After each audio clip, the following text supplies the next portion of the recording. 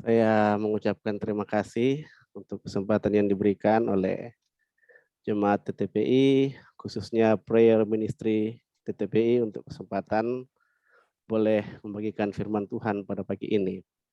Khususnya untuk doa yang sudah dilayangkan dan ada nama saya disebut di sana.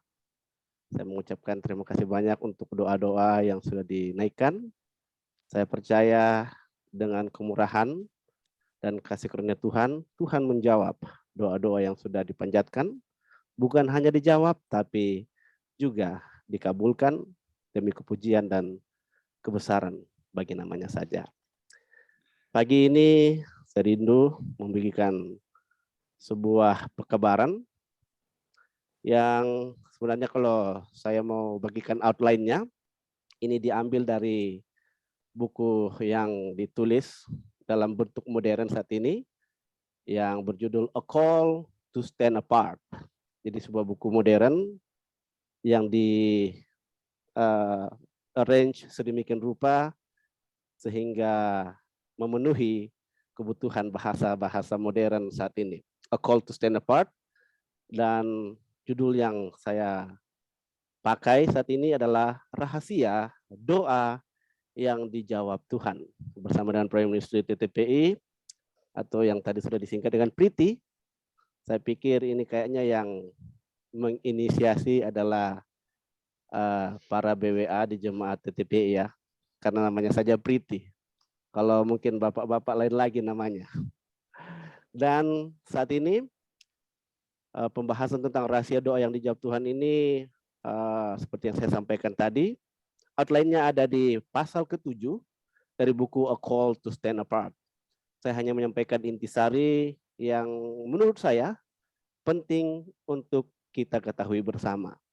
Jadi ini tidak murni apa yang saya dapatkan sendiri, tetapi lebih kepada apa yang Nyonya White sudah dapatkan, dia mau bagikan kepada umat-umat Tuhan yang rindu untuk doanya itu dikabulkan Tuhan.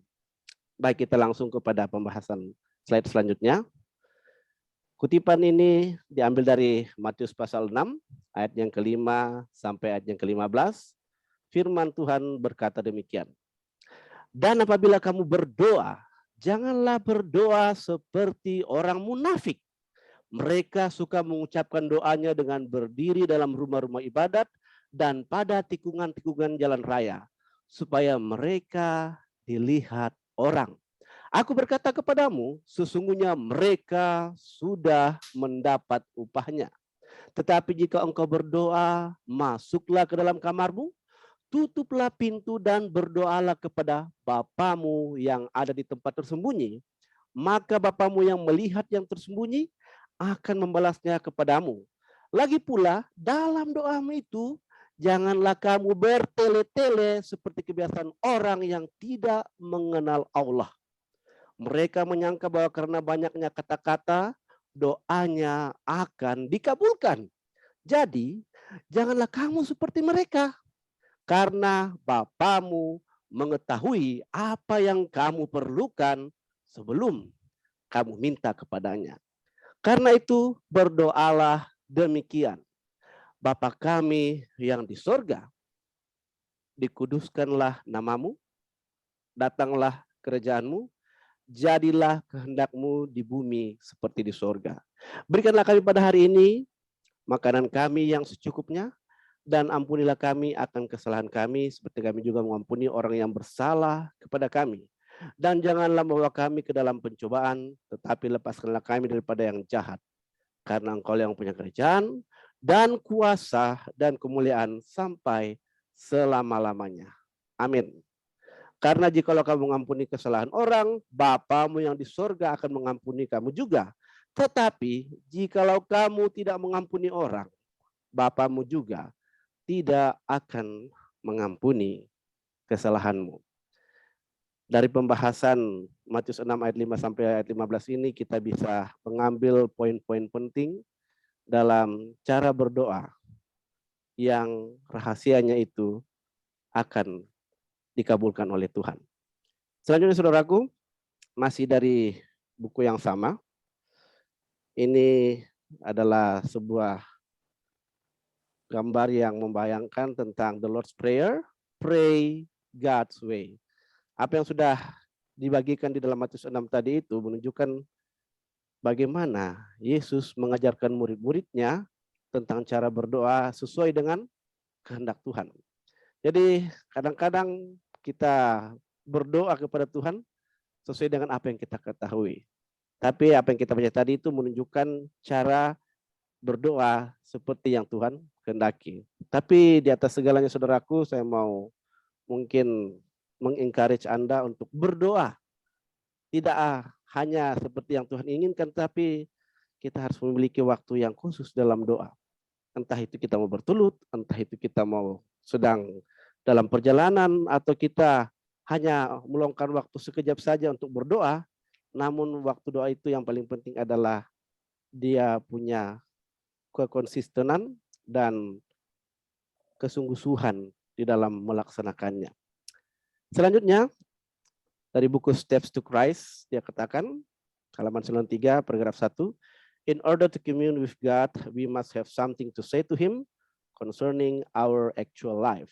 Untuk berkomunikasi dengan Tuhan, kita harus mengatakan sesuatu kepadanya tentang kehidupan kita yang sebenarnya. Jadi ketika Anda datang berdoa kepada Tuhan, katakanlah sesuatu yang memang Anda sedang alami saat itu.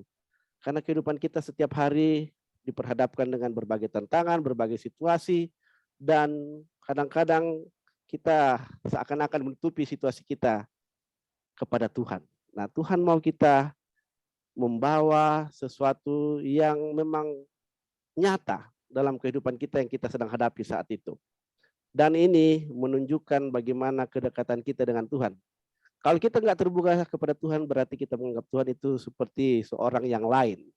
Bukan kepada siapa kita bisa terbuka.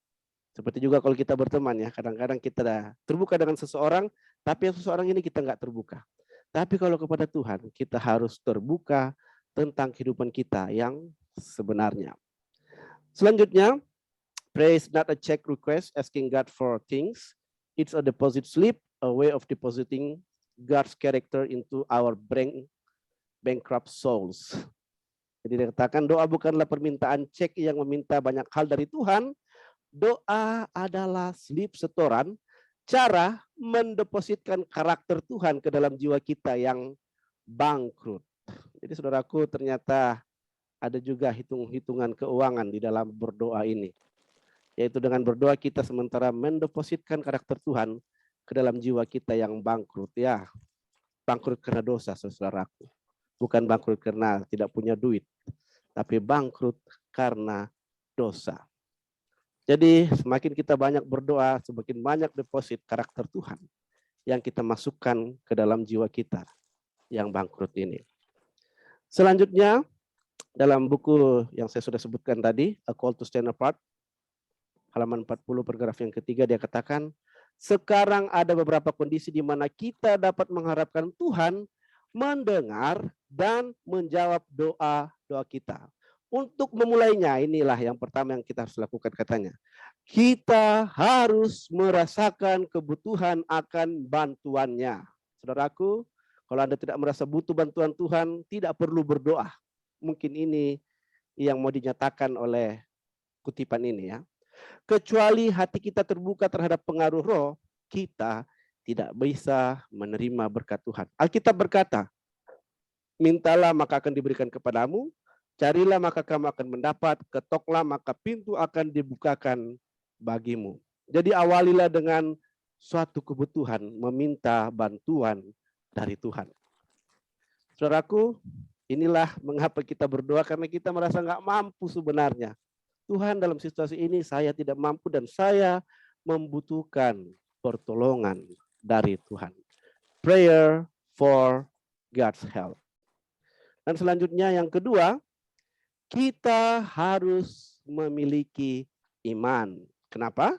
Yesus berkata kepada murid-muridnya, karena itu aku berkata kepadamu, apa saja yang kamu minta dan doakan, percayalah bahwa kamu telah menerimanya, maka hal itu akan diberikan kepadamu. Sesuai dengan yang tercatat dalam Markus 11:24. Bahkan ketika kita tidak menerima hal-hal yang kita doakan. Perhatikan saudaraku, bahkan ketika kita tidak menerima hal-hal yang kita doakan, katanya, kita perlu percaya. Kita harus memiliki iman. Ketika tampaknya doa kita tidak dijawab, tunggu sebentar. Yakinlah, percaya pada janji dan jawabannya akan datang. Tuhan terlalu bijak untuk membuat kesalahan dan terlalu baik untuk menjauhkan kita dari apapun yang merupakan kebaikan terbaik kita.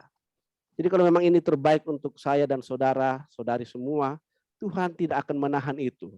Tetapi kalau dia pandang ini sesuatu yang belum pada waktunya, maka Tuhan akan mengkhususkan itu untuk waktu yang dia anggap indah. Baru dia akan berikan. Kadang-kadang kita juga ini suka meminta sesuatu sebelum waktunya. Dan Tuhan tahu yang terbaik, kapan itu harus diberikan. Kita harus tetap berdoa di dalam iman kepadanya. Kemudian, God is working things out for you, even when you don't feel it. Have faith and be thankful. Tuhan sedang mengerjakan segala sesuatunya untuk Anda, bahkan ketika Anda tidak merasakannya. Beriman dan bersyukurlah. Kadang-kadang ada juga waktu di mana kita tidak merasa perlu berdoa. Sebenarnya pada saat itulah kita sebenarnya benar-benar butuh untuk berdoa, saudaraku.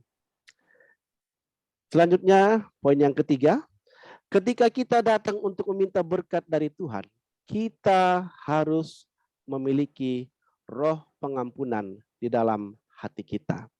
Yesus mengingatkan kita tentang hal ini dalam model doanya dengan mengatakan, dan ampunilah kami akan kesalahan kami, seperti kami juga mengampuni orang-orang yang bersalah kepada kami. Dalam Matius 6 ayat 12 katakan, jika kita mengharapkan doa kita didengar, perhatikan saudaraku, jika kita mengharapkan doa kita didengar Tuhan, kita harus mengampuni orang lain. Ya, ini dia poinnya. Orang lain dengan cara yang sama dan pada tingkat yang sama seperti kita berharap untuk diampuni.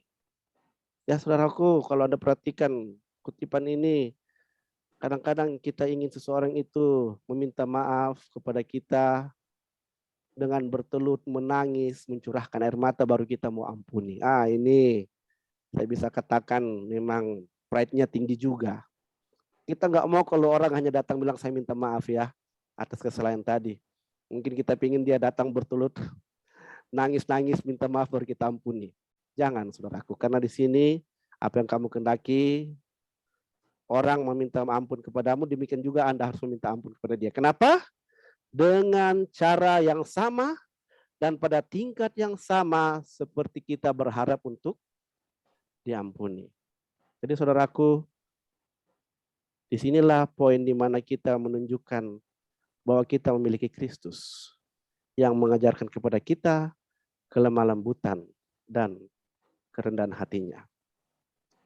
Selanjutnya, Forgive and Let Go. Ini ada sebuah buku, A Book About Forgiveness. Ya, kalau berbicara forgiveness ini selalu tidak mengenakan, khususnya kepada si dia yang harus memberikan pengampunan itu. Namun ada juga pepatah yang mengatakan orang yang pertama mengampuni, dialah orang yang akan paling merasakan kedamaian dan kebahagiaan tentunya. Selanjutnya, yang keempat, dia katakan, daily continual prayer keeps our lives united with God. So we must never allow anything to interrupt this prayer connection. Pray with others, pray with the family, but above all, di atas segalanya, take time for personal private prayer, for it is the very lifeblood of your soul. Doa yang terus-menerus setiap hari membuat hidup kita bersatu dengan Tuhan. Ya, saya percaya ini sudah hari ke-17 dari 20 hari berdoa yang sudah dicanangkan oleh Priti, Prayer Ministry TTPI. Namun katanya, jadi kita tidak boleh membiarkan apapun mengganggu hubungan doa ini. Puji Tuhan, berdoalah dengan orang lain. Ya, seperti yang kita lakukan tadi ya, berdoa bersama-sama dengan saudara bersaudari dalam Tuhan. Berdoalah bersama keluarga. Mungkin kita juga ada renungan pagi, renungan malam. Tetapi firman Tuhan mengatakan lewat roh nubuat ini, tetapi di atas segalanya, above all, ada lagunya itu. Luangkan waktu pribadi untuk doa pribadi. Karena itu adalah darah kehidupan jiwa Anda. Jadi kalau saya mau bahasakan lebih tepat, tidak cukup kita hanya doa United Prayer, tidak cukup kita hanya renungan pagi, renungan malam, tapi kita juga harus memiliki doa pribadi di mana kita hanya sendiri berdoa kepada Tuhan. Kenapa? Karena keselamatan juga sifatnya pribadi, saudaraku. Kemudian, a blood donor saved my life according to Matthew 26 verse 28. Hanya seorang pendonor darah menyelamatkan hidup saya. Sebab inilah darahku, kata Yesus, darah perjanjian yang ditumpahkan bagi banyak orang untuk pengampunan dosa. Masih di buku A Call to Stand Apart, sekarang di poin yang kelima, God is not asking us to become hermits or monks and retire from the world. He is calling us to live like Jesus and to alternate between the mountain of isolation and peace and the crowds where we live and study and work each day. A person who does nothing but pray will soon stop praying meaningfully. Tuhan tidak meminta kita untuk menjadi pertapa atau rahib dan menarik diri dari dunia. Nah, ini juga kebalikannya. Kalau tadi kita harus memiliki doa pribadi, namun Tuhan tidak meminta kita untuk jadi pertapa atau rahib dan berdoa sendirian terus-menerus begitu saja. Tidak.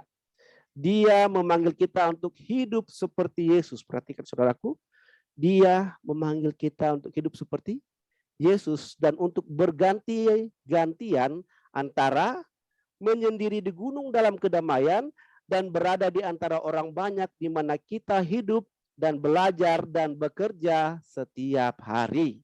Seseorang yang tidak melakukan apapun selain berdoa akan segera berhenti berdoa dengan penuh arti. Apa maksudnya ini? Maksudnya adalah ora et labora. Pray and work. Berdoa dan bekerja. Jangan berdoa saja tapi tidak ada kerjanya, tidak ada prakteknya. Itu sama saja nol. Jadi saudaraku, usahakan ada doa dan ada juga praktek dari apa yang kita minta dan doakan itu. Kemudian, poin yang keenam, in your personal prayer time, think about his cross, his love, his sacrifice, and then you will begin to express your thanks and praise for his magnificent gift for you. You will know that Jesus loves and cares for you, and you can cheerfully go about your daily activities, knowing Jesus expects to go with you as your best friend. Dalam waktu doa pribadimu, pikirkan tentang salibnya. Saudaraku, perhatikan. Dalam doa pribadimu, pikirkan tentang apa? Salibnya. Kasihnya, pengorbanannya, dan kemudian kamu akan mulai mengekspresikan syukurmu dan pujian untuk karunia-Nya yang luar biasa bagimu. Kamu akan tahu bahwa Yesus mengasihi dan peduli kepadamu, dan kamu dapat dengan riang melakukan kegiatan sehari-hari, mengetahui bahwa Yesus berharap untuk pergi bersamamu sebagai sahabat terbaikmu. Saudaraku, inilah yang harus kita lakukan. 6 poin ini sudah dibagikan. Be joyful always, pray continually, give thanks in all circumstances, for this is God's will for you in Christ Jesus. Tercatat dalam 1 Tesalonika 5 ayat 16-18. Bahasa Indonesianya mengatakan, bersukacitalah senantiasa, tetaplah berdoa, mengucap syukurlah dalam segala hal, sebab itulah yang dikehendaki Allah di dalam Kristus Yesus bagi kamu. Biarlah kiranya firman Tuhan yang sudah dibagikan ini boleh menjadi berkat bagi kita dan boleh menolong kita untuk memiliki kehidupan doa yang lebih berkualitas dan yang pastinya akan dikabulkan Tuhan. Tuhan memberkati kita semua.